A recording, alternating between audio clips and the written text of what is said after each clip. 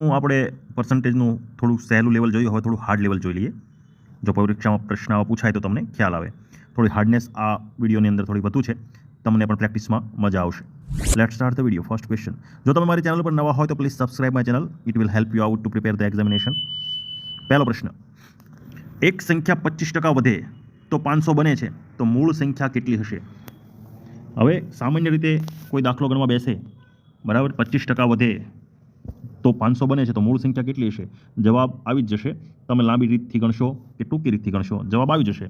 પરંતુ સમય તમારો ખૂબ જશે, બરાબર. આપણો મૂળ ઉદ્દેશ છે સમય કેવી રીતે બચે, બરાબર. હવે અહીંયા આપણે ત્રિપદી, આપણે જે વર્ષોથી ચાલી આવતી રીત છે ત્રિપદી, આપણે મૂકતા આવ્યા છીએ કે એક સંખ્યા 25% વધે તો 500 બને, તો મૂળ સંખ્યા કેટલી, બરાબર. એટલે 100 છે, 100ના 25% થયા એટલે 125, બરાબર. તો 125 એ 500,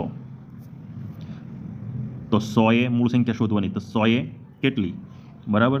તો 500 ગુણ્યા 100 છેદમાં 125, બરાબર. આના આપણે છેદ ઉડાડ્યા, બરાબર.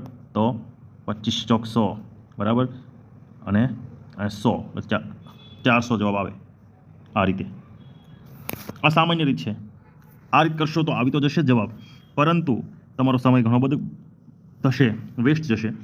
એના કરતાં તમે ડાયરેક્ટ 25% વધે છે, બરાબર, 500 બને છે, તો આવો જ્યારે સવાલ આપ્યો હોય કે એક સંખ્યામાં 25% વધે છે તો 500 બને, તો મૂળ સંખ્યા કેટલી, એટલે પહેલાં જોઈ લેવાનો ઓપ્શન.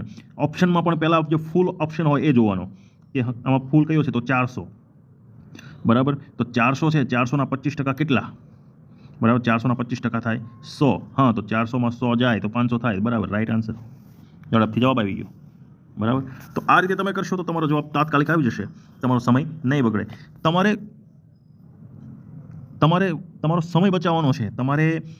તમે વર્ષોથી જે પુરાણી રીત કરતા આવ્યા છો એ તમારે હવે ભૂલી જવાની છે, બરાબર. હવે તમારે જોવાનું છે, અલગ રીતે વિચારવાનું છે, તો તમારો સમય બચશે. બીજું, એક વસ્તુની કિંમતમાં 20% ઘટાડો કરીને ફરી 20% વધારો કરવામાં આવે તો કુલ કેટલો ફેરફાર થશે, બરાબર. એક વસ્તુ, આની એક બીજી પણ રીત છે, બરાબર. એ રીતે આવી જાય, માઇનસ પ્લસ બી પ્લસ માઇનસ એ ગુણ્યા બી છેદમાં 100. આ રીત આપણી પાસે છે, વર્ષોથી છે, આ કરીએ છીએ, આનાથી જવાબ આવી જશે, બરાબર. પરંતુ આવું હોય ત્યારે યાદ રાખવાનું, જ્યારે બંને સમાન વધારો ઘટાડો થતો હોય, બરાબર, બંનેનો સમાન વધારો ઘટાડો થતો હોય એટલે મૂળ પરિણામમાં હંમેશા ઘટાડો હોય, બરાબર. અને જે બંને હોય, બરાબર, બંનેના મીંડા ઉડાડી નાખો, જે જવાબ આવે, બરાબર, એટલો ઘટાડો. 20% ઘટાડો થયો, 20% વધારો થયો, બરાબર, તો 4% ઘટાડો. ફટ દઈને જવાબ આવી ગયો, બરાબર. તર્ક રીતે આપણે જોઈ લઈએ, તાર્કિક રીતે જોઈ લઈએ તો પણ આપણને ખ્યાલ આવી જાય કે માનો કે 100 રૂપિયા કોઈ વસ્તુ છે, બરાબર. 100 રૂપિયાની કોઈ વસ્તુ છે, એમાં આપણે 20%નો ઘટાડો કર્યો, તો નવી કિંમત કઈ થઈ? 20% તમે ઘટાડ્યા એટલે 20 રૂપિયા ઘટ્યા, એટલે નવી કિંમત થઈ 80. હવે આ 80 છે, એનો 20% વધારવાના એટલે 8 દૂને 16, બરાબર. 16 રૂપિયા 20%, એટલે 16 રૂપિયા ફરતી વધ્યા, તો કેટલા થયા? 96 થયા. 96, તો પહેલાં હતા 16, અત્યારે થયા 96. કેટલાનો ડિફરન્સ આવ્યો? 4%. 4%નો ઘટાડો. ઓકે, તો આ તાર્કિક રીતે પણ આવી જાય, પહેલી રીતે પણ આવી, ત્રણ રીતે આવી જશે. પરંતુ આ સામાન્ય છે કે બંનેમાં જ્યારે બંને રકમ આપેલી હોય, બરાબર, મીંડું ગયું બંનેનું, ગુણાકાર 2 દુ 4, હંમેશા ઘટાડો જ હોય. નેક્સ્ટ, 60%નું કેટલા ટકા એટલે 45? 60%નું કેટલા ટકા એટલે 45? લાંબી રીત કરશો, આવી જશે 100% જવાબ, એમાં હું ના નથી પાડતો. પરંતુ તમારે જોવાનું છે 60ના 4 ભાગ કરશો, 15. 15ના ઘડિયામાં 45 આવે છે, 15 તેરી 45, 3 ભાગ થયા, બરાબર. એક ભાગ વધ્યો, 15 તેરી 45, બરાબર. એટલે આ કેટલા 4 ભાગ, એટલે 25%નો ભાગ થયો. 75% આપેલા છે, તો કે હા, આવી ગયો જવાબ. 3 ભાગ કર્યા એટલે 15 તેરી 45, બરાબર. 4 ભાગ એટલે 25, 25, 25, 4 વખત 60 કર્યા, 75 જવાબ. આ રીતે કરશો તો નહીં વાંધો. તમારે જોવાનું છે, ઊભું રહેવાનું છે. તમારે ઊભું રહીને 1 મિનિટ જોવાનું છે કે ઓપ્શનમાંથી આપણને જવાબ મળી જાય છે, તો આપણે રીત કરવા બેસવું નહીં, આપણો ટાઈમ બગડે નહીં. Next question. એક વિદ્યાર્થીએ 640માંથી 80 ગુણ મેળવ્યા છે, તેણે કુલ કેટલા ગુણ મેળવ્યા હશે, બરાબર. હવે સીધો ને સિમ્પલ છે, બરાબર. હવે આપણને આમાંથી એવું કીધું છે 640ના 80% કેટલા, બરાબર. હવે 80% 640ના શોધવાના હોય તો આપણે 80%નો ત્રિપદી મૂકીએ, એવું નહીં કરવાનું, બરાબર. 640 છે, માઇનસ કેટલા કરી નાખવાના? 20%. આપણને 10% શોધતા આવડે છે, બરાબર. બીજું કાંઈ શોધતા નથી આવડતું. આપણે 4 વસ્તુ આવડે છે. 1% શોધતા આવડે, 10 આવડે, 20 આવડે, 25 આવડે, બીજું બધું આપણને કંઈ આવડતું નથી ટકામાં, બરાબર. તો 640ના 10%, 64 એક વખત બાદ આપણે 20% બાદ કરવાના છે, કારણ કે 80 શોધવાના છે, બરાબર. 100ના 640 100% છે, તો 2 વખત બાદ 4 ને 4 8, 10માંથી 8 જાય એટલે 2 વધ્યો. આમાં કોઈ જગ્યાએ 2 વધે છે? હા, ઓપ્શનમાંથી. બીજું કોઈ આખો ગણવા જ નહીં બેસવાનું, જોવાનું ટૂંકી રીત સરળતાથી ક્યાં મળી જાય છે.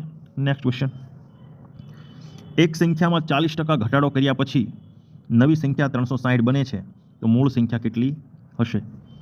બરાબર, બહુ સરસ છે. ત્રિપદીથી આવી જશે, આપણે ત્રિપદીમાં નથી પડવું, બરાબર. નવી સંખ્યા કેટલી બને છે? 360 બને છે. મૂળ સંખ્યા કેટલી? હવે આવી દાખલો હોય તો આપણે ચાલુ જવાનું પહેલાં કોની પાસે? ઓપ્શન પાસે. ઓપ્શનમાં પણ કોની પાસે? જ્યાં પાછળ 2 મીંડા લાગતા હોય ત્યાં પહેલાં એમની પાસે જવાનું, બરાબર.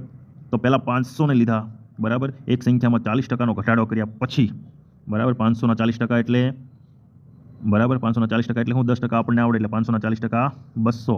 500માંથી 200 જાય તો 300 નથી, 500 જવાબ નથી. ઓકે, બીજા 2 મીંડાવાળું 600, બરાબર. 600ના 40% ચોક 24, 240. 600માંથી 240 જાય, ઓકે, મળી ગયો 360. રાઈટ આન્સર ઇઝ 600, બરાબર. ફટાકે જવાબ આવી જાય. નેક્સ્ટ ક્વેશ્ચન, કોઈ એક સંખ્યાના 30% 90 હોય, કોઈ એક સંખ્યાના 30% 90 હોય તો તે સંખ્યા કેટલી? 30, 30, 30 અને 10, આ 100% થયું, બરાબર. 90, 90, 90 અને 30, બરાબર. 9 તેરી 27, 27 ને 30, 300. જવાબ આવી ગયો, ત્રિપદી મૂકવાની જરૂર નથી, પૂરો. નેક્સ્ટ ક્વેશ્ચન, એક વસ્તુ પર 10% અને 5%નો અનુક્રમિક ડિસ્કાઉન્ટ મળે તો કુલ કેટલા ટકા ડિસ્કાઉન્ટ મળે? બરાબર. આનો તમે ત્રિપદી મૂક્યા વગરનો જવાબ તમારે મને કમેન્ટ બોક્સની અંદર જણાવો.